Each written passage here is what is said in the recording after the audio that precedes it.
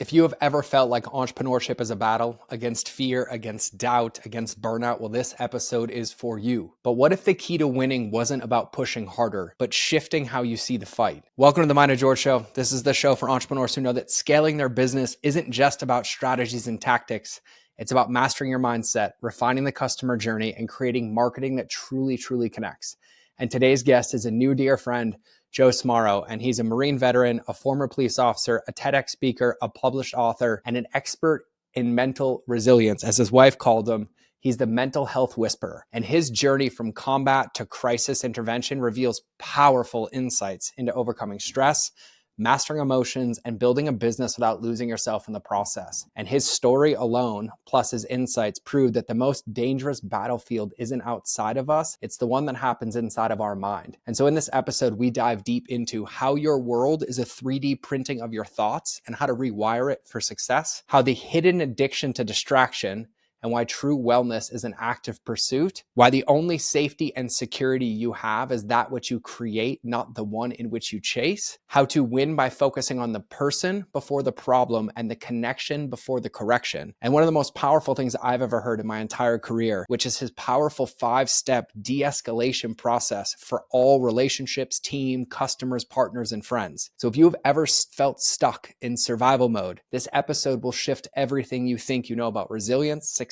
and scaling your business. So without further ado, let's dive into the show. All right, everybody, welcome back to another episode of the Mind of George Show. Before I even bring today's guest on, I will say I'm glad I gave up cussing like 9 months ago, and I'm a little bit nervous because I have a former and a brother Marine on the podcast, and based on pre-show talk, I could get in a whole lot of trouble with the ways that we see the world the same and the things that we navigated in. But I'm actually incredibly honored and excited because in getting to know this man, he's had an absolutely incredible journey from being a decorated combat vet to giving a TED talk and really having a life's mission and work about intersecting like mental health and de-escalation with wellness and resiliency, and somebody's mission to like genuinely reduce the amount of suicides and depression and the things that we face today in today's world with veterans, first responders, but so much of it with him being an entrepreneur as well applies to entrepreneurship. And he's kind of been through the ringer.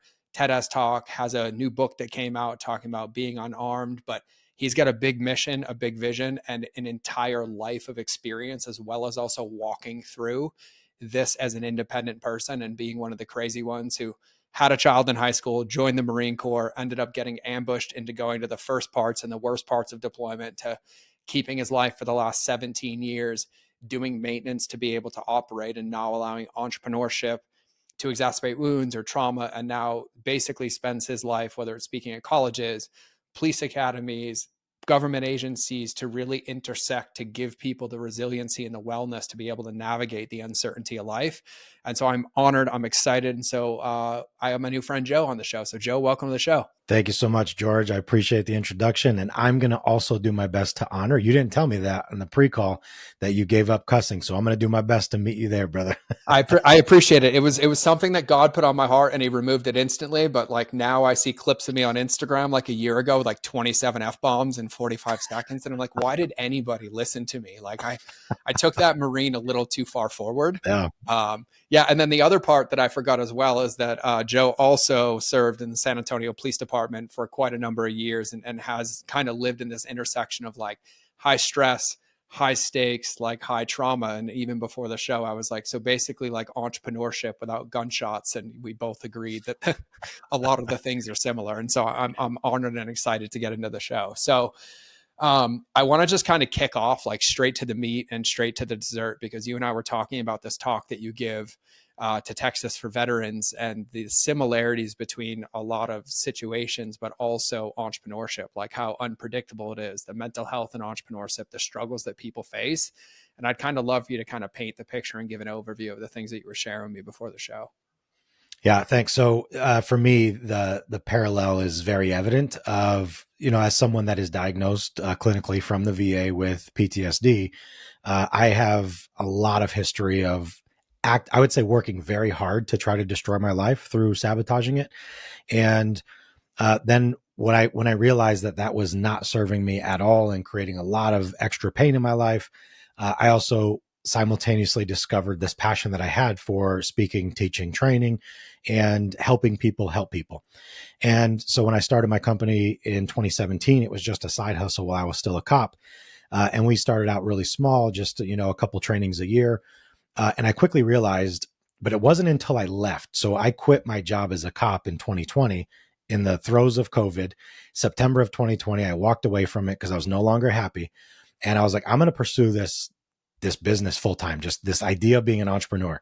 And oh my goodness, if it didn't mimic the darkest struggles of my life. But the only difference I would say is on the positive side is the reward is so much richer than just the quick dopamine hit of, watching pornography or having an extramarital affair or the things I was doing of the past, where I would get that quick dopamine hit, but then I would immediately be overwhelmed with shame and guilt and regret.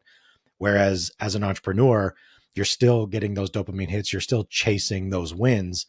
But then the other side of that, there is no shame or guilt or regret. And there's a lot of pride. And so the reality is what you said, George, on the front end of this is that it is stressful, and stress and anxiety and depression are so prevalent. They're just rampant. And to run a business just exacerbates the heck out of that. And so it's really understanding and developing the skills and now being able to give back and teach other people some of the things that I've done that have helped me out to try and help them have a much smoother journey, if you will. Yeah, I love that. And I also love, because we were talking before the show, his wife gave him the best nickname ever, which is like mental health whisperer, which I'm totally in for, and somebody that walks through experience. And one of the things you were sharing with me before the show as well is like even talking about that dopamine, and you were talking about safety and security, which I think is something that even right now, like we're recording this in 2025. If you're listening to this in like 2030, thanks. Can't believe you're all the way back in these archives, but given the state of the world and the state of entrepreneurship and all the things, I feel like that safety and security is a giant conversation. And Right. it's one that you said, and I'd love for you to unpack this, because you're like, the only safety and security that you have is like what you create. Like, you're not going to get it through results. You're not going to get it through revenue. You're going to create it some other way. So can you unpack that? Yeah. So for me, I call this the air of humanity. Is people have this belief that if I just get whatever it is, fill in the blank, then I'll be fill in whatever emotion.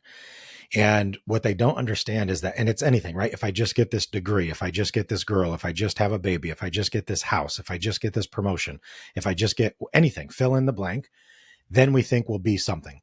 And the reality is that we'll get whatever it is that we're looking for if we work towards it. And we might feel the thing for a moment. And then immediately our brain's like, yo, that was cool. But now if I could just get this, and it's like, so it never stops. And so the reason I call it the air of humanity is because we get addicted to the distraction, not to the journey of becoming the person you have to become to get to where you're trying to go. And, if we look at, even in the definition of wellness, right? It's, what I call wellness is just, it comes down to two words for me, which is active pursuit. It's not about the outcome. It's about the journey of becoming the person you have to become to get to where you're trying to go. And that's the pursuit that we're talking about. And so, yeah, it's like, look, I can feel good about winning a contract, or I can feel sad about losing an opportunity or a client, but that's not going to wreck my day. It's not going to disrupt my life. It just, because I've learned through a lot of therapy, and even for me personally, the discovery of Stoicism about 7 years ago, that was like the greatest mindset shift for me, was when I could just make things binary as much as possible. Is this in my control or is it not? And if it's not, then why am I going to spend any energy stressing about it, worrying about it? And the last thing is, and because we know depression and anxiety are two of the most common mental health diagnoses worldwide, what I believe, and I know this can come off as insensitive if you don't know me, but I truly believe that, I don't want to throw a percentage, but I would say a majority of people suffering with depression and anxiety is voluntary. And it's not that it's their fault or that they're bad people. It's just that they haven't learned the skills to choose differently. And there's something that is so compelling about just being a victim in our own lives, or being a passenger and just believing that the world is happening to us, instead of realizing that what I tell people is, listen, your world is a 3D printing of your mind. Like, if you just saw your brain as a 3D printer, nothing is happening in your world that you didn't create. And if you don't love the results of your life, then we have to learn to change our thinking and our belief systems. But we also have to accept the fact that so many of our belief systems have been inherited from family, from schools, from peers. And it's not that they're bad people, but what the heck do they know? Right. And so if you are willing to stand up for yourself, create your own identity, follow your own pursuits and passion, and then create a life around that, to me, yeah, it doesn't mean that you're going to be immune to suffering or sadness or any level of anxiety.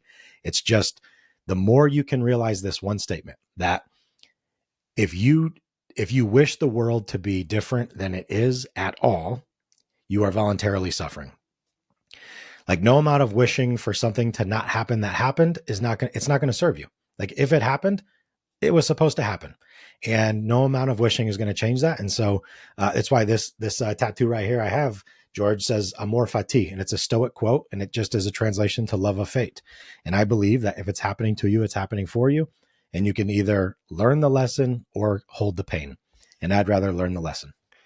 1,000%. And I'm really glad that you say it, because like, as a former personal development coach and all these things, like I feel like my life has been deduced down to fortune cookies that I wish I'd listened to, 10, 15, 20 Right. years ago.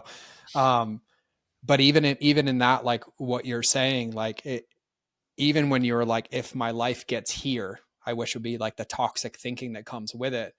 Yep. But there's this like shift in mindset to like, and I agree wholeheartedly of like, this is happening for you. Right. But that's not something that I used to agree with. I mean, even when I got out of the Marine Corps, right. I'm like, didn't I do my time? Like, didn't I suffer enough? Didn't I see enough of it? But it was like this broken paradigm in my brain. Cause I also feel Yep. like part of the world that we live in right now, like media, social media, all these things that like conditions like victim mentality. And I know there's Yeah. people listening to this that are like, well, yeah, but my circumstances are so hard, or like that person got diagnosed with this, or like, I didn't choose this.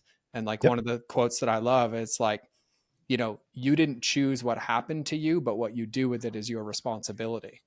And, in that vein, like, how do you help people to start kind of unpack that? Cause like I've read Stoicism for years and like I'm a big fan. And it kind of goes from this place of like victim of like, I'm stuck and stagnant and I can't move my feet, to which I love your definition of wellness, which is like, okay, but in the Marine Corps, it's like, let's shrink our world as small as possible. Yep. And like, what can we control in active pursuit? Like, how does somebody go from that shift, or how do you help somebody with that shift of like, but this happened and this happened and this happened? Like, what does that look like? Yeah. I think, one, meeting them with a lot of empathy, because, you know, I don't love when people confuse things I say as me attacking them, because again, I know my character, I know my intentions. And so even that, it's like you're listening to what I'm saying through your own cracked lens. And it's because of your own frame of reference. And as you've mentioned, right, we do live in a world, and this is an opinion, of course, but we live in a world that really perpetuates and almost celebrates the idea of victimization. And and there's something in the human condition that thrives on being a victim, if even for a moment. We all have been there. Everyone, like, even, like, yes, everyone wants to be just like, oh, like, oh, that's terrible. And it feels great.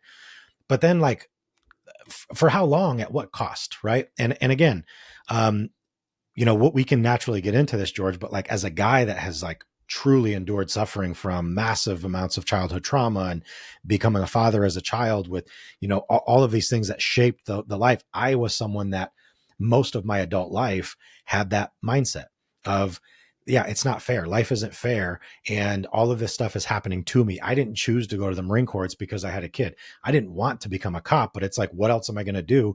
I'm 22 without any real skills. I don't have a college degree. And what has a low barrier of entry that kind of mimics the military with pay and pension? Policing. I guess I'll go be a cop. But it wasn't until I realized, like, well, actually, I think the common denominator in all this is me. And a lot of my beliefs are limited beliefs that are very fractured, of like, oh yeah, I come from a family that doesn't do well financially, that isn't the healthiest, that dies relatively young, that is paycheck to paycheck perpetually. And so if that's my frame of reference, then of course, and I'll tell you, as an entrepreneur, that was one of my biggest hurdles when I left the police department, was learning how to charge something, because I almost felt guilty about making money.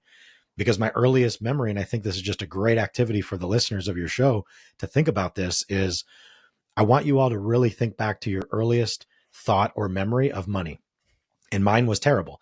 My earliest memory of money was in high school, playing an away game in upstate New York, where I'm from, and we'd go to a soccer match, and the coach would say the day before, "Hey, everyone ask your parents for $5 because when we're coming back, we're going to stop at McDonald's, and Happy Meals used to be $3.99." And I would go home and I'd say, "Hey, Dad, Coach told us we got to ask for $5 because we got an away game tomorrow." And his response, very angry, was, "Do you just think money effing grows on trees?" And I was like, well, I mean, I was just doing what I'm told, man. Like, I'm not trying to fight you here. Like, I was just doing what coach told me to do. Got it. So money doesn't grow on trees. We don't have money. There's no extra. How dare you ask for money? But the real problem from that, George, was now I'm the kid at McDonald's pretending I'm not hungry when I'm starving because I just burned a bunch of calories. And now I would love some carbs. And I'm sitting there pretending I'm not hungry. But then kids are like, "Hey, man, do you want a chicken nugget?" And I'm like, "Yeah, I guess I'll have one." And I'm picking food off people's trays because my dad won't give me $5. That's my earliest memory of money. And so now as an entrepreneur, which like anyone that's an entrepreneur and resists this idea of money, I think you have to stop lying to yourself because it is the engine that keeps your business going. And so if you oppress money or you resist it and like, no, no, no, I don't want to do that. Like, good luck staying in business, but it's about doing good while doing good. And I think that's the bigger distinction is, look, money is a proxy to value and we don't have to make it dirty, right? And if I'm giving you value and the exchange of that is money, great. But I had a hard time. And just to put a number on this for you, George, is one of the trainings we do is a 40-hour training, right? It's a week-long seminar and it's called Crisis Intervention Training. And nothing changed, right? The same two people teaching the same concepts. I mean, the PowerPoints got prettier and we got better at our delivery, but it's the same thing. We used to charge $3,000 a week for that, not per person, for 20 people, but our price was $3,000, is now 30 grand, and nothing changed except for like, wait a minute, this is actually worth more money. Mhm. But it was a mindset, right? It was a huge shift for me. And so I know that's all over the place answer, but somewhere in there actually answers your question, George. I'm It confident. actually, well, maybe I just have the same like brain that you have because it like made so much perfect sense to me. Great. And, Right. I think I'm like, either we get it and nobody else gets it, or everybody gets it because it was so powerful. Because I've gone through so many similar, even when you were speaking about that, like growing up, like basically homeless at 13 and like remembering like every dollar and everything pinched. Like most of my entrepreneurial journey has been unpacking the Right. experiences or the paradigms that were basically tattooed into me that weren't the view that I chose, but they were the view that was modeled for me. Yep. And then it's like really like to your point, it's active pursuit of like, is this really serving me? Right. And like kind of doing this mental inventory of like, okay, this one works, like this belief sticks. Let's keep this one because it serves me well. But this one doesn't really Yeah. bring me more of what I want. And every time I'm in it, it just feels like more suffrage in that cycle over and over and over again. And that's what I kind of love. And people ask me all the time, like, where did you find that view? And I'm like, well, we have this in similar fashion. I was like, maybe it was the Marine Corps because everything we did was wrong. And they're like, it's always you, it's always you, it's always you, it's always Go you. wrong, stay wrong. Yeah. And I'm like, okay, cool. But I think there's also such an empowering view to it when you really just start to recognize, and even tying some of the things you said together, like the world that we live in is the reality of our previous days choices. And like if you don't like it, the place of power to be in is like, well, what can I shift, what can I adjust? And I Right. think all too often, and I'd be curious on your thoughts about this too, because even when I struggled so much with PTSD after witnessing the suicides and like having childhood trauma and sexual abuse stacked on top of like Marine Corps trauma, and then I become an entrepreneur, it was like rocket fuel for every one of those insecurities. There was like nowhere to hide Yep. over and over and over again. And it became like this deep distraction, but also it just like fed this cycle over and over. And I was like, oh, I can do my way out of this. I'll just go do another thing. I'll go Yep. hustle a little more. Like, can you unpack that from your position a little bit? Yeah. So, and I love this conversation truly. There's a great quote that I love, which is, the only thing in life that truly matters is how you feel about yourself when you're by yourself. Mm, And if we can accept that as true, then how you live in. And then the follow on to that is, the scariest place in the world for man to be is alone in their thoughts. And so to George's point there, it's like, okay, so then I just won't go there. I'll just perform. I'll just do the next task. I'll just make sure I'm always busy. And then if I'm not busy, then I'll just doom scroll TikTok or Instagram or YouTube shorts, and I'll just get those dopamine hits from scrolling my screen. or I'll just numb out with food or alcohol or pornography. Or even I'll go to the gym 5, 6 hours a day. The last cop I hospitalized before I resigned was a guy going to the gym 6 hours a day, but he had a wife and kids, and they begged him for years. Like, could you not? And he's like, nope. Nope, I cannot. I will be there and I'll never see y'all because I want to be the strongest cop in Texas. And so for years and years and years, she asked him and he wouldn't listen. And eventually she ended up sleeping with a coworker and he found out. So his world imploded. But here's what I tell people. When you will not listen to someone's words, their behaviors will always tell the truth. And she tried to use her words. She tried to communicate and say, hey, we miss you. The family misses you. The kids are now graduating high school. I'm lonely. I really would like you to be home more. And he was like, yeah, not happening. And she was like, watch this, even if it wasn't a conscious choice. Right. And that's something that from me, Georgia, stemmed from like the reason why, and maybe we won't jump into this yet, but a childhood experience for me that was my most traumatic event drives everything as to why I do what I do now. But it's been a long journey to get there. Right. It's been a very long journey. And I love the point that you made with this question is like, why are we getting so addicted to these distractions? Because I think the more pain we're trying to mask, the more fear that we have. Yeah, you might be a high performer and you have a lot of external validation. The world is showing up for you. People are physically clapping for you. Maybe there's money in your bank account and you're like, I don't need anything. Like I'm getting all of this external validation. But then there's a point where it's like you have to accept the truth that you can lie to every single living creature in this world except yourself. And for people who tell me that they've got it all figured out and that everything in their life is perfect as it is, I always tell them, I would love for you just to put 1 or 2 more mirrors in your house. Because I just think that if you just looked inside a little bit more, you might find something. Because another thing on the active pursuit part of wellness is that I don't ever want people to think wellness is ever going to be a destination that you'll ever get to. When I say active pursuit, I mean active pursuit, meaning always. Like this is something that as long as you've got air in your lungs and the capacity to think freely, you should be striving for. It's never like personal touch. I break my life into like 4 main pillars: health, wealth, relationship, spirituality.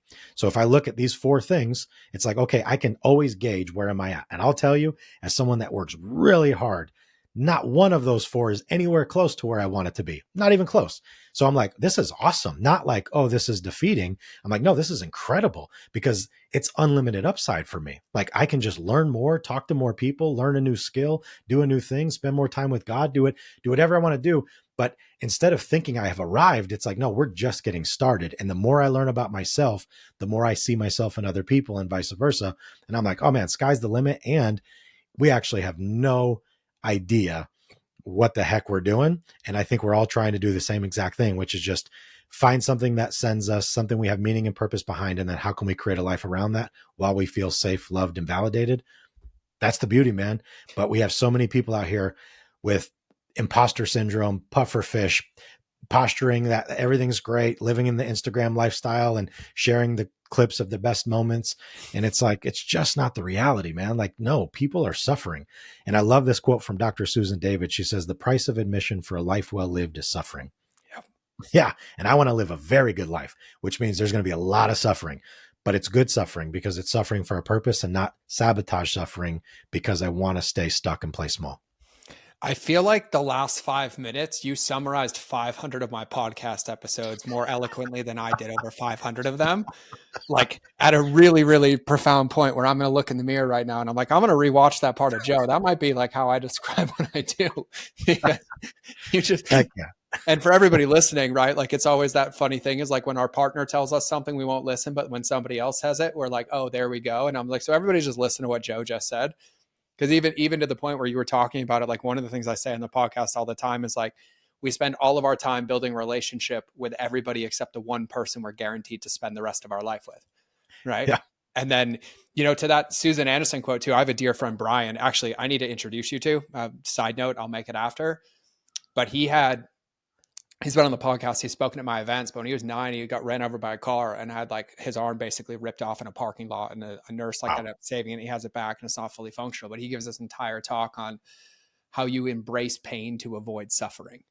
Suffering comes from ignoring it, but the pain of like choosing the pain in that moment, or whether looking in the mirror or just having that honest conversation with yourself, or even for me, it's like getting that mirror or that feedback, even as like I'm sweating listening to you. I'm like, oh, I got some tune-ups to do later, right? Thanks for the reminder. And but like feeling the feelings that come with it, right? Like that feeling is temporary, but on the other side of releasing it or crying or letting out an anger burst or going for a hike and screaming is also like, okay, now what am I pursuing to get out of this? What am I pursuing to shift this? And I think it's just such a powerful poignant reminder. And since I want to tie in, something I said, I don't know, 100 podcasts ago, but since you took all my glory away with like 500 shows, everybody listening is going to be like, yeah, that's what George has been saying, but he said it so much better. And one of my favorite quotes that I think you might enjoy, it was from a shaman like 10 years ago, but he's like, a student says, I already know, and a master says, thanks for the reminder. Yep. And it's one of those things that I like carry with me like every single day, because it's such a profound point. And I actually think that this is kind of like a really, really good time, because you've kind of lived this life of like, father in high school, right? Join the Marine Corps because it's going to give me security and stability, to then ending up in OIF and OEF, which for everybody listening is Operation Iraqi Freedom and Enduring Freedom, i.e. the hellhole that Joe and I both spent some of our life in.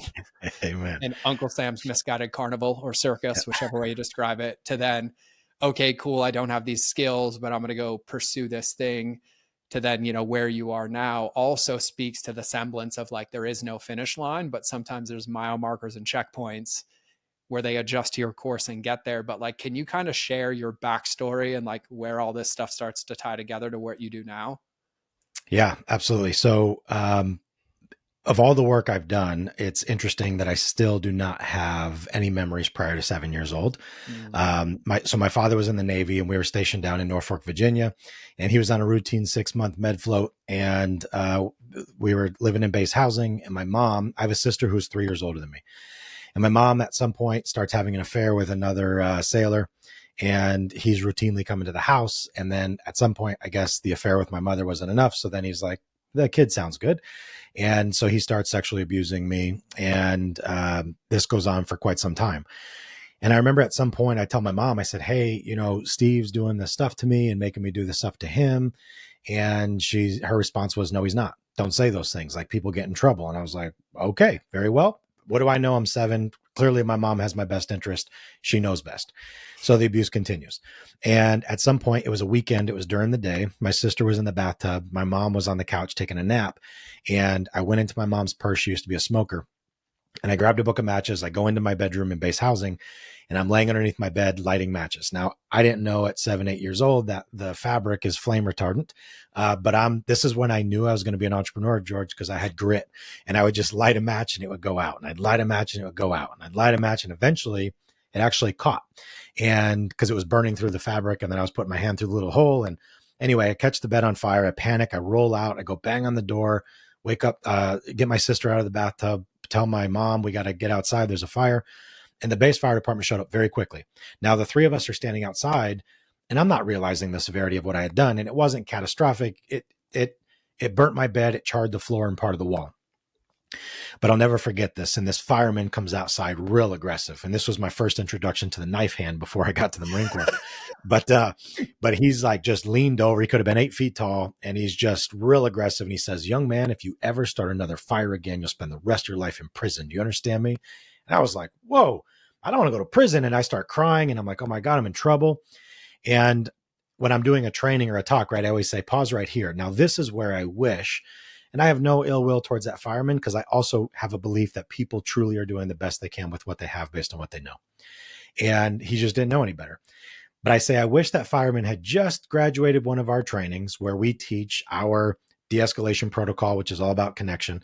And our protocol is CCR-TC, which is curiosity leads to connection, which builds rapport, establishes trust, and gains compliance.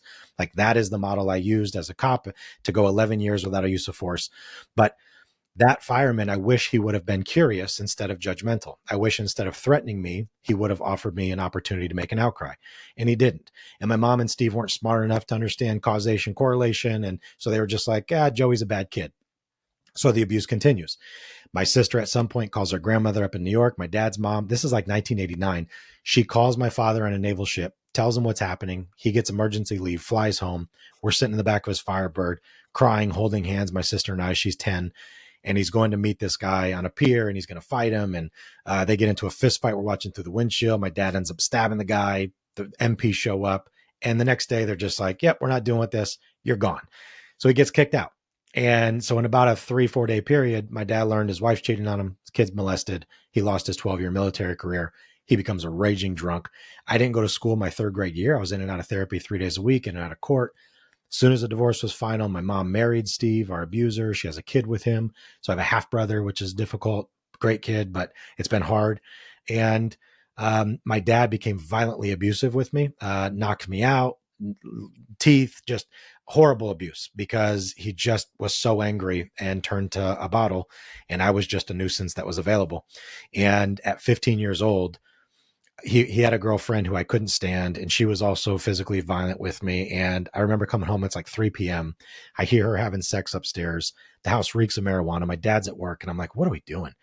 And he came home that day, and I was like, hey, Dad, Alex is having sex with some guy while you're working. And he was like, yeah, I know. We're not together. She just has nowhere to go. And I was like, dude, I'm not doing this no more. And so that was it. I started house hopping, staying with friends, avoiding the home as much as I could. And here's the kicker, George, that my nickname in high school for 4 years, class clown every year, my nickname was Smiley. I got really good at putting a mask on when I truly was contemplating suicide at 15 years old.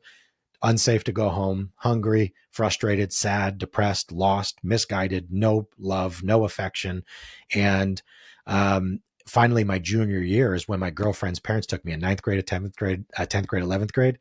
And her parents took me in. And because I didn't have a job or money, it was like, well, how am I going to thank them? And that's when it hit me. And I was like, oh, I know, I'm going to give them a gift. I'm going to give them a granddaughter. And so that's why I got their daughter pregnant. It was a gift to them for bringing me in. That's a joke for those of you that can't see me. We're smiling. Yeah. In hindsight, they would have preferred a fruit basket, but my daughter is 25 and she's doing great and I love her. But that changed the course of my life. And then military combat trauma, and then police department, police trauma. 364 days into my policing career, I get into a fight with a guy, 7.5 minutes, no weapons. Before cover shows up, he's on so much cocaine. 4 of us to get him handcuffed. He dies right there in my arms. And now I'm out for 8 weeks. And I'm like, I joined the police department because I truly wanted to help people and I wanted to survive. I'm tired of being around death. I'm tired of causing death. And now on the news, it's like, here's this guy, 35-year-old father of 5 killed by the police, and it's me. And I'm like, I give up. I give up. And I don't say this to be funny, or I'm not proud of it, but thank God my vice, my drug was never alcohol, heroin, meth, pills, but it became women. And I hated myself so much. And my parents couldn't love me. I don't deserve love. Love's not real. Relationships don't last. Everything ends. And so how can I, in psychology, they call this confirmation bias, right? So how can I confirm what I believe to be true, which is I don't deserve a good life and I need to make sure this is true. So every relationship I'm in, if it starts going well, I'm like, oh, I better go sleep around and like openly get caught, have my wife leave me, and then be like, see, I knew you'd leave me. And it would just feed my abandonment fear. And by the time I was 31 years old, I had 3 divorces, 4 kids from 3 women, and I was an absolute menace. But it wasn't until I realized, okay, I either need to die or I need to accept responsibility that it's not my mom's fault. It's not my dad's fault. And you said this earlier, but I just want to make this point as I end this is anything that happened to you as a child, for any of you listening, George, I heard you bring up homelessness at 13 and also you just threw in sexual abuse, like, and you know this, but what I've learned is people who have experienced that level of trauma, they still hold a lot of responsibility with it. And so just please hear that, like, that was not your fault. And it certainly, is really unfortunate that it happened. And if you're an adult now listening to this, you did the thing that you were supposed to do, which is just survive childhood. And now with all the love I have in my soul, it's on us. It's on you to figure out, what do I have to do now, accepting the cards I was dealt. Because if the truth is I just needed to survive childhood, you survived it. Maybe not psychologically, but there is hope and options for that. And it's all the work I do now is driven from that story. It's why I tell parents, teachers, cops, first responders, anytime you see someone doing something you don't like or understand, instead of judging them, just slow yourself down and connect with them and be curious about what's causing that behavior, because all human behavior is communication. And to me, that's where the real opportunity is to connect and change behavior, is from connection. My saying as a cop was person before problem, connection before correction. That's how I approached every police call. And Again, it goes against the traditional patriarch of policing in America, but that's how I approached every call. And I never had a use of force in 11 years, over 8,400 human contacts on the mental health unit, dealing with guns, knives, jumpers, barricaded subjects. Focus on the person, not the problem. The goal is connection before correction. And if you just operate from that lens, you're going to get much better outcomes. I love that. And we could do a 12-hour podcast. We're doing this again. I'm just saying it publicly. You're stuck Love with it. me now. This is how I do it for everybody listening. I just bully people publicly into like being my friend, because we get to have a cup of coffee and share fully. But number one, thank you. Number two, thank you for being an embodied example, for sharing so openly and from a place of responsibility. Like, once again, like, just summarize like my whole life in like a meat of like, even on this show, like trying to explain to people my life and my story and like why I see the world the way that I see it now, or why I'm so calm when things come up. Like, there's so much meat in what you shared, and so much empathy and connection. And I just appreciate you being so vulnerable and authentic and sharing for everybody listening, because it really is the difference. And it's men like you that were that example for me early on, and continue to be, to like, there is hope. Like, it doesn't matter what you've been dealt, doesn't matter what choices or mistakes you made, it doesn't matter any of those things. It's really like, are you going to grab the steering wheel and get out of the passenger seat and get into the driver's seat? And like, what are you going to do with that story? And there's a couple of things that I want to unpack, but like the first one is people ask me all the time why I'm so radically honest.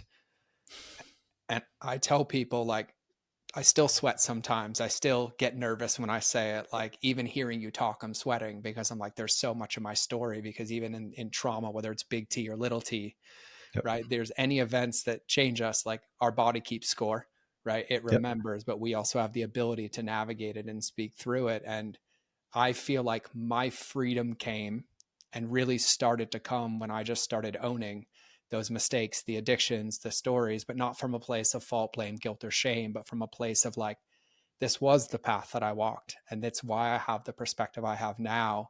But in the lens of like what you teach and what you do, like, I'm just curious where you see, because you're so authentic. And I think it's, in our world, it's thrown around of like, no, you don't get to do authentic. You either are or you aren't. Yeah. But Yeah. Yeah. authenticity, for me, equals kind of freedom. And I've never really unpacked this or talked about this with anybody that has both the credible N1 experiment of like living through it, but also somebody who teaches it. So where do you see authenticity in the lens of like people being able to be in wellness or resiliency? Like, what is that like on your side? Yeah. For me, it's learning to cure the disease to people please. And you brought this up earlier, right? But it's, realizing that we came into this world alone. What makes us unique as human beings is that we are 100% dependent on other human beings, and not just for hours or days, but for years to survive it. And then I think what happens is we start to confuse independence with isolation, and we start thinking, I don't need anybody. I don't need anything. At the same time, we have social pressures from family, friends, schools, society saying what we should do or what we think we are, or we start to misconstrue or misidentify our identity with our professions or the things we enjoy. And so very early on, our identity is one created for us, and it's simultaneously stripped from us because we start to live our lives in accordance with the expectations of others. And it's not until we're willing to wake up one day and just say, wait a minute, like maybe what I call the American order of operations, right? Go to school, get good grades, go to college, get a degree, get a job, get a spouse, get a house, have kids, pay your taxes, die. And as long as you do those things, you live a good life. Yeah, that's what the world would love you to believe, because the world needs people to feed that system. And for the ones like George and myself and every entrepreneur listening to this that has been on the other side of the safety net, knowing you've got a paycheck coming in 2 weeks, knowing that you have benefits provided by your employer, the freedom of creating your own journey, creating your own path, identifying your own set of rules or firing lanes that you get to then fulfill and satisfy, is realizing this idea that like, wow, there's a lot of freedom in this. And it might ruffle the feathers of my family. They might not agree with the fact, or my friends. And it's like, okay, as you evolve, so should your sphere of influence, right? So should your sphere of influence. If you're telling your friends or family that you're going to do this thing and they're like, really, you, come on, yeah, that person is not for you then. And again, it doesn't make them a bad person. It doesn't make you a bad person. But the thing that I have experienced the most when it comes to authenticity, George, is that people have such a hard time understanding boundaries. And we just think that, no, because I'm a good person, everyone gets access to me. And the best thing I've heard about entrepreneurship is every day you wake up into a room of 100 doors and your job is to close 99 of them.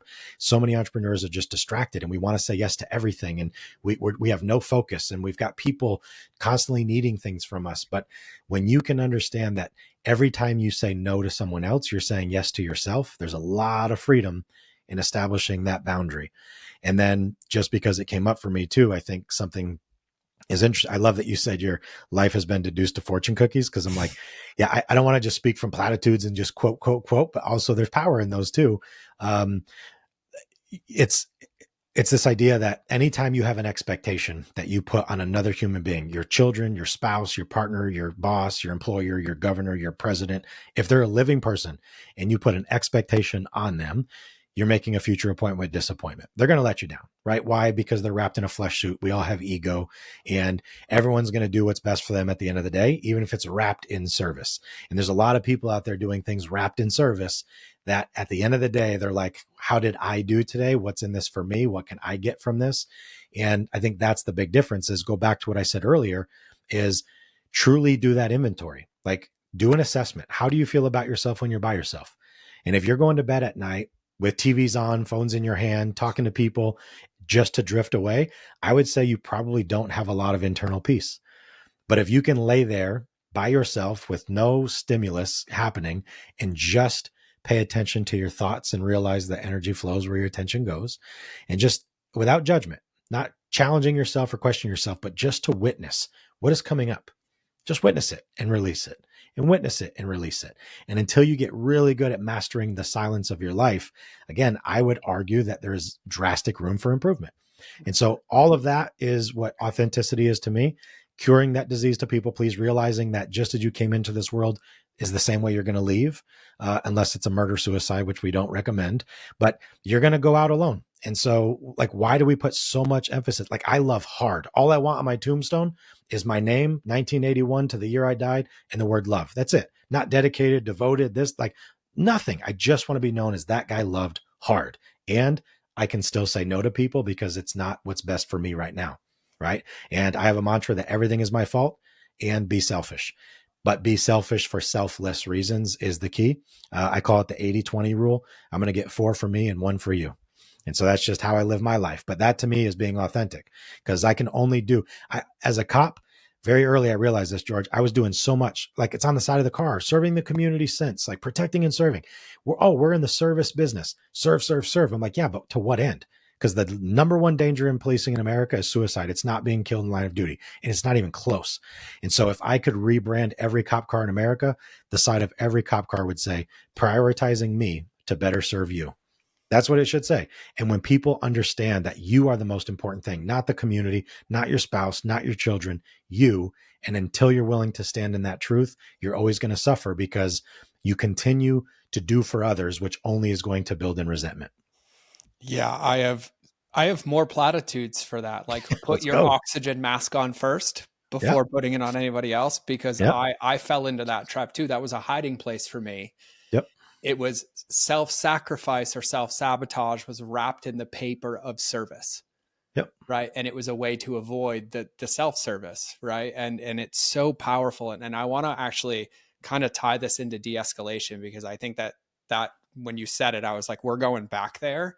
Yeah. But even when you were talking about expectation earlier, you alluded to like the most basic form of like, quite frankly, being a good human is communication, and expectations are the Yep. lack of effective communication, right? Yep. And we fall into this trap all the time. And I think even in the thing that you talked about with de-escalation, which I'm going to have you unpack for a second because it's so powerful, is like having that curiosity or having the ability to, like when you said person before the problem, connection before the correction, like all of that requires like effective communication, but it also requires this deep sense of self-identity so that you're not rocked by the Yep. responses or you're not internalizing the judgments or You're not collecting all these new beliefs every single day of like, well, they're making this up about me, or they think Yep. this to be true about me. Like, I obsess about over communication to the point now where everyone's like, just shut up. I'm like, but are we clear? And like, yeah, we're on the same page. I'm like, well, I'd rather be on the same page than wonder. And Right. so can you break down kind of the de-escalation thing that you went through earlier, like what the model is? Because I think it's so profound, and you even tied it together with so many good fortune cookies. But I think it's Yeah. so profound because not only to that moment as a kid, but like I think about the hundreds of interactions that we have every day, whether it's Yep. DMs or sales calls or team calls or client calls, where you're like, I'm making up this and I'm making up this. And it's like this self created prison Yep. that ends up driving every one of your decisions. And one of my favorite quote unquote platitudes is like, what you resist persists. And Yep. so as you're starting to like ruminate on those things, they start showing up in your reticular activating system. And then you see more of them. And then you're just like spiraling out of control. Yeah. And so I'd love to hear this model. Are we best friends, George? I think we might have just become best friends. Absolutely. Yes. So the CCR-TC model. This is our protocol that we created after my years of working in the mental health space in a police department in the seventh largest city without having use of force. And again, that's a testament to this work. Now, I became obsessed over a decade ago of human behavior. Like, why do people do the things they do? And this was, again, I've created a company that is solving for the problem I am. And so now it's about finding the right places to put it, right? And George, you brought this up. But so the CCR-TC is curiosity first, and curiosity is two parts. It's focus on the person, not the problem. And then what I also tell people is the most important question you'll ask on the front end of every interaction is what else could be true? And the reason we ask that question is because we are habitual creatures. We do so much stuff just on automated habit that we don't slow ourselves down to think like, what could be different about this thing? Even though I'm looking at it, I'm seeing it, I know this person, I have history with this person. What I would teach the cops is every opportunity is a new opportunity for a different outcome. And that's a good word for parents, for anyone else. Don't use past information as whole truth. That's just past information.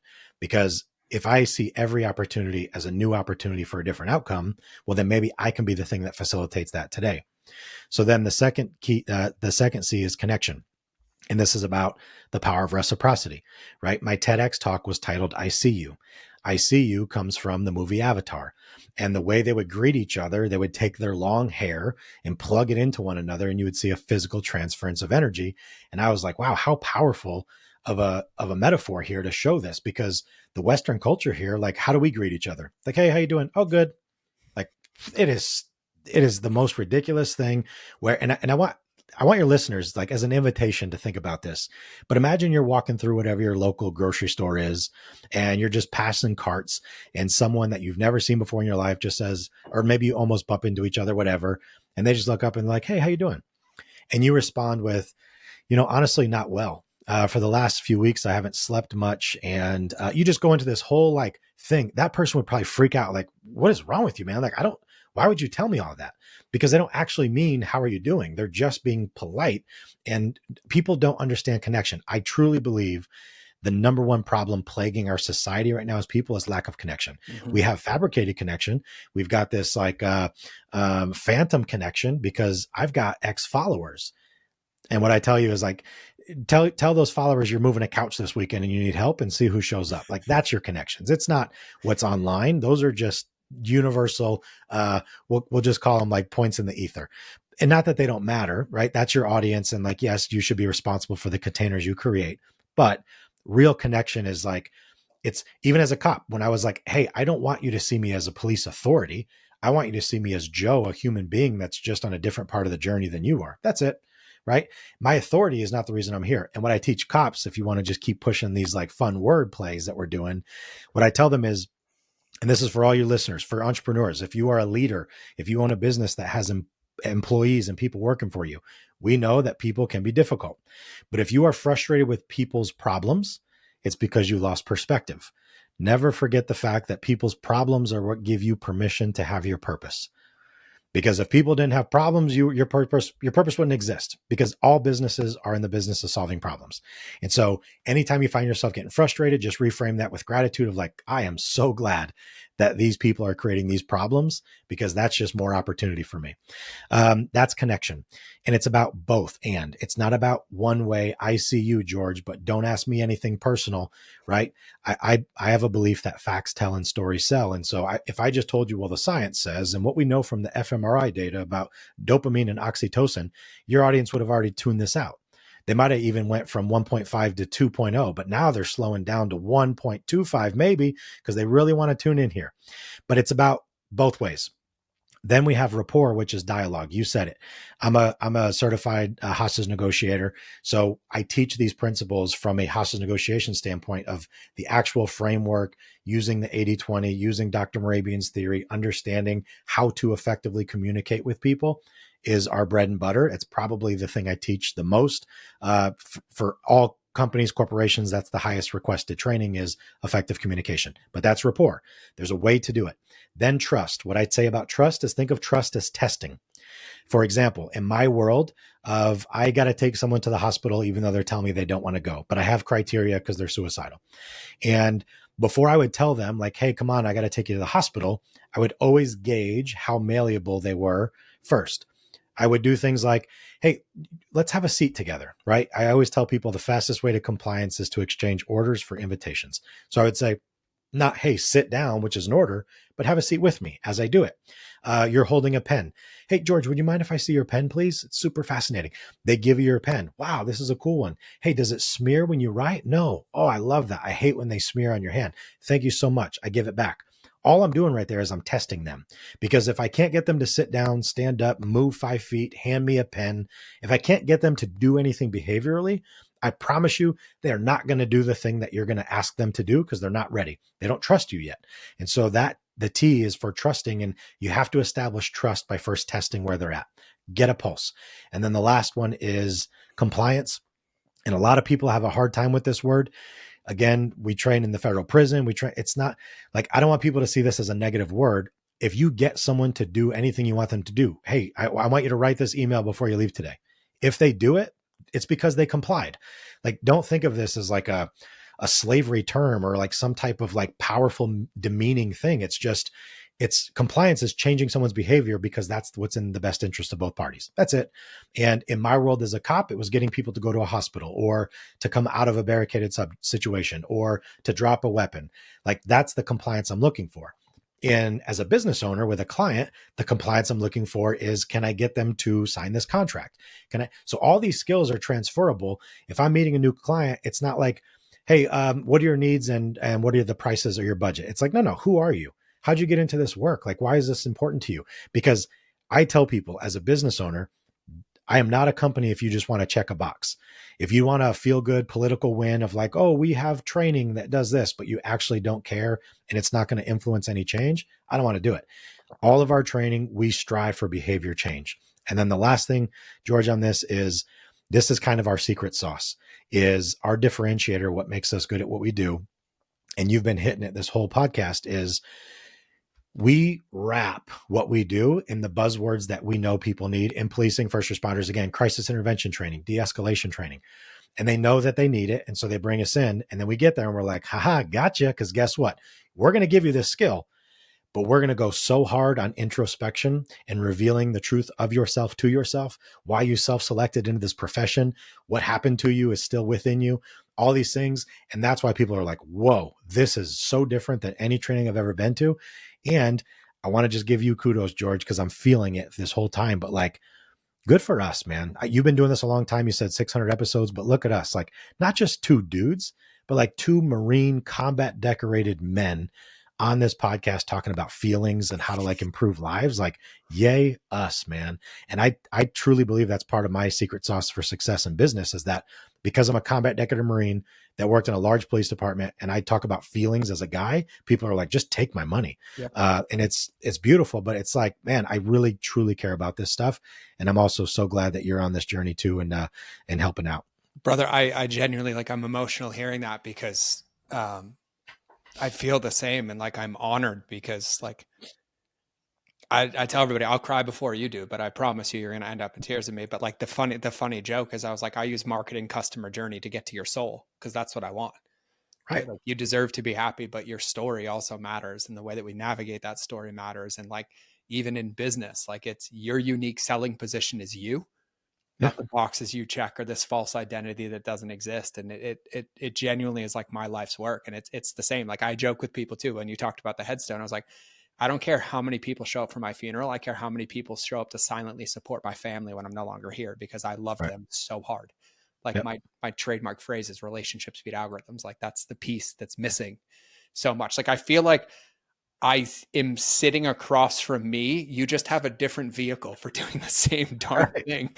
And I'm like, I'm so in. Like, Yeah. I'm so in. Like, number one fan, but like it's the part that missed. And like that's the part, even as a Marine, like, you know, the amount of page 11s I have in my storage unit, but yet I still became a staff NCO. And I was like, because my Marines loved me and my bosses hated me, because I really don't care about your opinion. I care about my people. Right. I'm like, I'll fight for that all day. And it's such a profound concept. And, you know, one note that I want to make tactically for everybody listening before we start landing the plane, and I'm going to tie this together for everybody listening, because like customer journey is my thing. But when I teach this to people, I'm also like, people pay for us for a result, but we don't take the time to help them become the person to get the result. That's what customer journey is. And it's understanding like all the modalities that we've talked about on this podcast: hypnosis, NLP, seeding, personal development, and wrapping it in a bubble that really is compliance, because customer journey is leadership. Right. Compliance is leadership. It's like, I promised you I can help you get here. I promise you I want to help you get this result. Because in entrepreneurship, too many people create codependency under the guise of customer journey or compliance. And I was like, no, no, no. Now it's just inflating the self-worth. And they're Yep. worse off for the wear, because now they need you at 1 a.m. or 3 a.m. or it Right. conditions this thing and gets rid of autonomy. And I'm like, no, no, like they get to win, and then they don't need you. They want you. Like that's the core of it. It's like, help people achieve that goal, help people find autonomy and self-confidence and resiliency.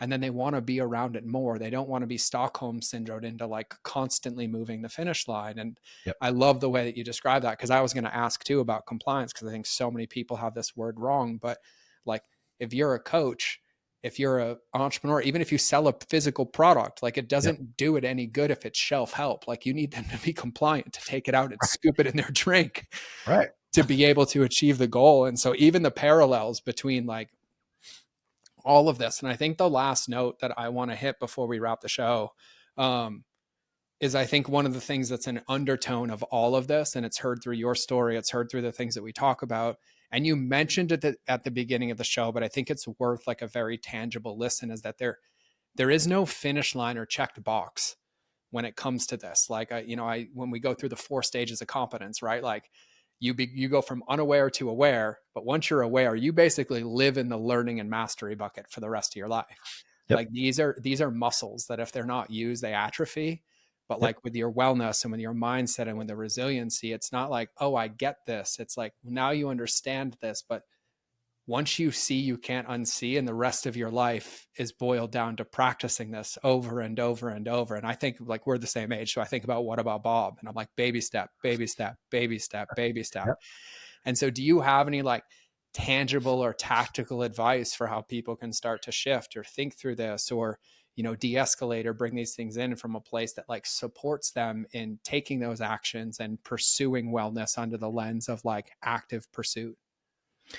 Yeah. So again, thank you for your time and sharing your audience with me, George, as we wrap this. And yes, what's coming to mind for me as you're saying that is, well, a lot of things, which is the problem. So I'm going to try to synthesize here the best I can. Um, you know, when we, oh man, I'm like tongue tied right now because there's a lot that's coming up. So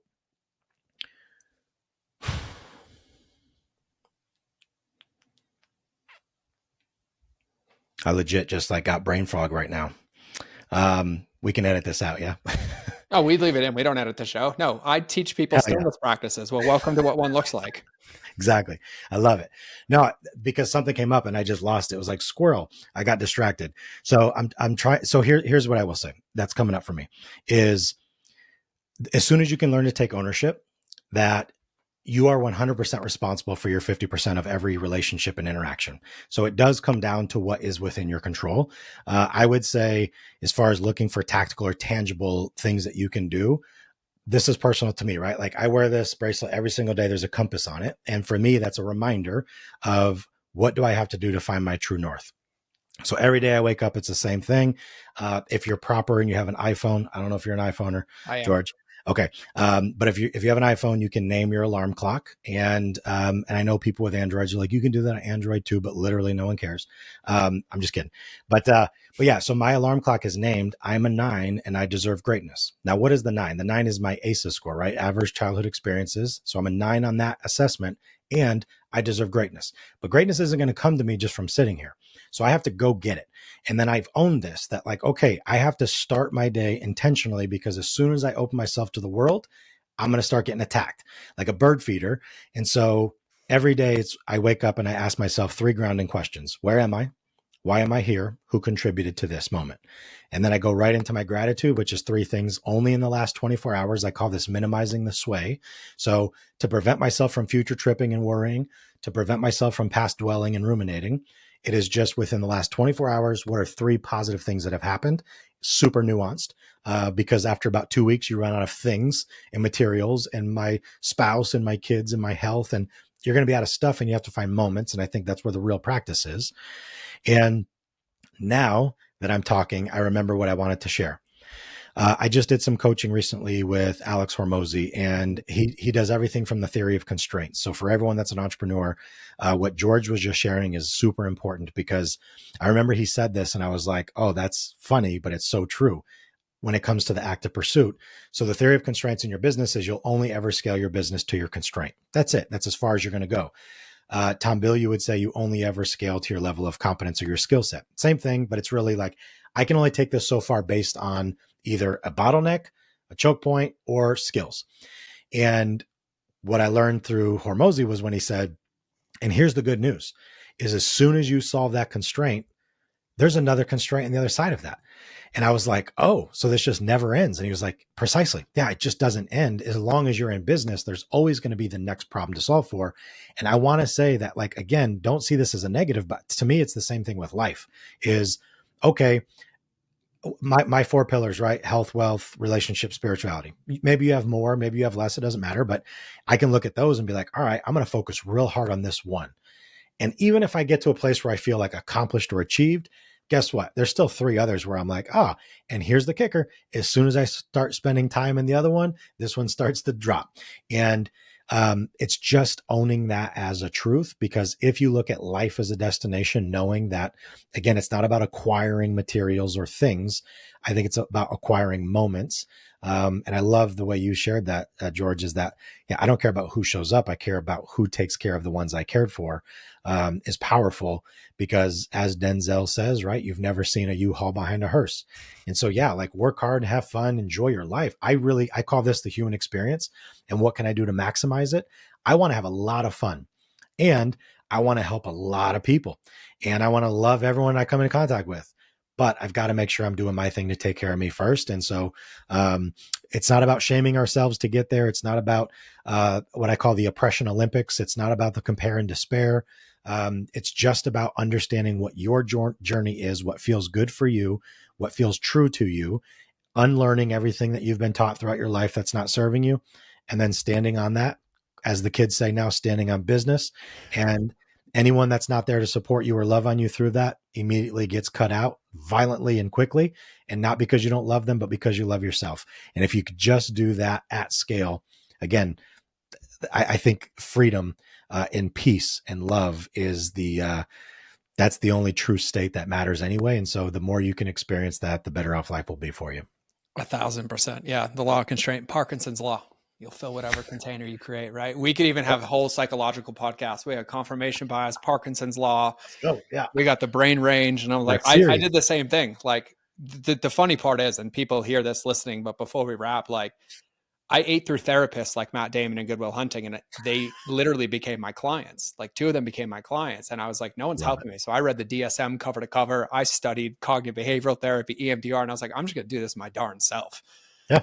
And I even have this theory that all trauma therapy is the same. It basically gets you to sit in a room until you can coexist with your experience. And then it gives you an action. I'm like, so can we skip the coexisting part and just go right to the action and reinvent yourself as you go? Because Yeah. even your 4 quadrants, I teach this and I've done this on podcasts where I'm like, these are my 4. It's my faith, my mind, my body, and my business. What are the 3 needle Love it. movers in each one? And then the wedge of expectation. On your best day, what are you going to commit to? And on your worst day, when you feel like quitting, what's the minimum you can commit to? And I was like, you hit those floors every single day, and the Yeah. compound effect matters, but you reinvent yourself in the process. And so, like, everybody listen to what the other dad, Joe, said, because like I've been saying this, but like he said it more eloquently and wrote a book about it and just articulates it better than I do, because I just go down way too many rabbit holes. And so I'm a big fan. So for everybody listening, I'm going to give you kind of all of Joe's stuff, and I'm going to have it all linked in the show. And I'm going to text you too, so I can get the TED talk, because I would love Yeah. for people to see that as well. Yeah. But can you mind sharing with everybody your Instagram, and then the name of your book, and then like your business website, so everybody kind of knows the field to Yep. connect with you? I love it. And I love you, brother. Thank you so much for your time. I'm glad I met you. And Oh, bro, me too. two main websites. So I have a personal website, joesmarro.com, and then my company website is all spelled out, solutionpointplus.com. And through my website, you can get the book. The book is Unarmed. You can just go to Amazon and put in my name. But Unarmed is de-escalation techniques to cultivate courage, compassion, and connection. And a lot of what we talked about today is in there as well. And yeah, so the 2 websites, I'll make sure, George, you have the link for the TEDx and also the trailer for the documentary that I was in, and it'll all be in the notes. And again, thank you so much for your time, and I wish you all the best, man. And to all the audience, I love you all as well, and be well. Yeah, you're not getting rid of me. Don't wish me Good. well. Like, you're No, screwed now. Like, I'm here. you're done. I mean, I think the only divisive point is like the New York, Massachusetts, but we're both past that point. So like, Right. we're in. And what's your Instagram? Oh, Joe Smarro. Yeah, everything's just my name. Everything's Joe Smarro. So we'll make Joe sure Smarro. for everybody listening that we link everything in the show notes. And I'm just going to be blunt about how I really say this. Like, if you listen to this and nothing tickled, go listen again. Like, just 100% listen again. Yeah. And don't let this one just become mental masturbation material. Like, and I just said it, I don't cuss anymore, but I'll throw that one out there. Like, whatever the one thing was, like whatever that thing where you're like that, and like, even listening, you probably had a moment where you saw a situation in your life, or you saw a relationship, or you saw a conversation from yesterday. Like, take something from this show and go clean it up. Go bring it into integrity. Go make that shift. Like, allow this to be bite by bite and be an active pursuit of the things, because I literally just feel like I got taken to church by myself, which is a weird, like, incestuous moment right now. And I'm like, okay, nailed it. Like, got it. Okay, cool. And like, for everybody wondering, I have back to back 2 pages of notes. And I'm like, oh, that's what it feels like to be coached by me. Okay, cool. I really like this. Like, I'm going to keep going in this direction. Heck yeah. I'm a big fan. But I genuinely mean it, because I say this on the show all the time, but like, tomorrow isn't coming and yesterday already happened, and the false finish line doesn't exist. It's like, what you do in this moment, what choice you make, whether you shift your perspective, you shift in action, you shift a behavior, you shift a conversation, is the first bite of many. But even from a scientific perspective, the more that you do that, the more episodic memory you create in your own brain. So where your default tends to focus on that action and responding to situations rather than reacting to them and ending up in the past. And so it's just really, really important that you do this. And the one thing that I think is the undertone of all of this that we didn't talk about is that you're not alone in any of this.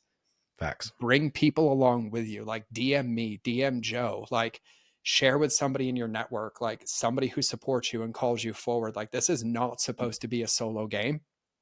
We are a tribe creature. Like, it is a team game, and like, everybody gets to win. But like, the more you can own it and the more you can take action and the more you can share, you're also going to encourage and inspire other people.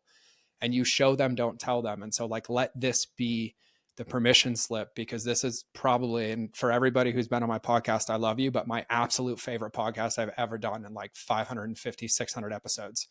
And like, this one will go down in history of like, listen, listen, Thank you. listen, listen, but also come back and listen, because I think Joe will validate this as well. You're hearing this through a current perspective, and you're going to go make a few tweaks and make a few changes. And you're probably going to get the dopamine hit of like, oh, this works.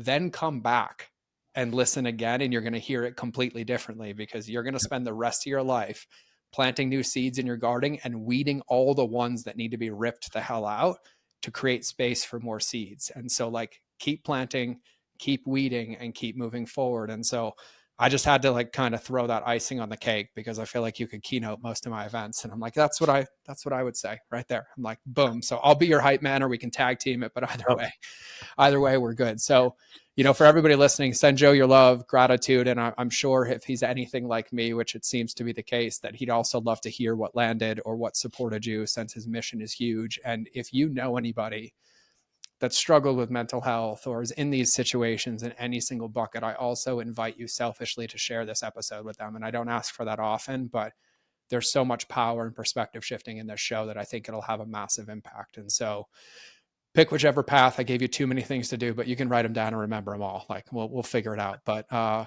think we're going to land the plane, and Joe will definitely be back for a second one, because we got some coffee and bread to break and other concepts to break down. So Joe, thank you, my friend. Thanks for taking the time and for being here and pouring into everybody. Thank you, brother. I appreciate it. Yeah, man. So for everybody listening, been another one of those wild episodes of the Mind of George show. So you will either see me in the next episode or you will hear me in your earballs. But as I say all the time, relationships will always beat algorithms. And this episode is a nail in the coffin that the most important one is always going to start with yourself. And so take action, share it, share the love. But most importantly, know that you're worth taking this action for yourself and investing in yourself, because the moment you take this action, you just get to go be the example. And so God bless. Have a beautiful day, and we'll see you in the next episode.